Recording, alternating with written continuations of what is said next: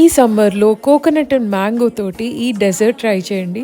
మీ ఇంట్లో వాళ్ళందరూ ఖచ్చితంగా అడుగుతారు, ఏ రెస్టారెంట్ నుంచి తెచ్చావని. దీనికోసం నేను కొంచెం జిలాటిన్ పౌడర్ తీసుకొని దాన్ని వాటర్ తోటి మిక్స్ చేశాను. అండ్ ఒక 10 సెకండ్స్ మైక్రోవేవ్ చేసి పక్కన పెట్టాను. కొద్దిగా కోకోనట్ వాటర్ తీసుకుని దాంట్లో నేను షుగర్‌కి బదులు స్టీవియా యాడ్ చేసుకున్నాను.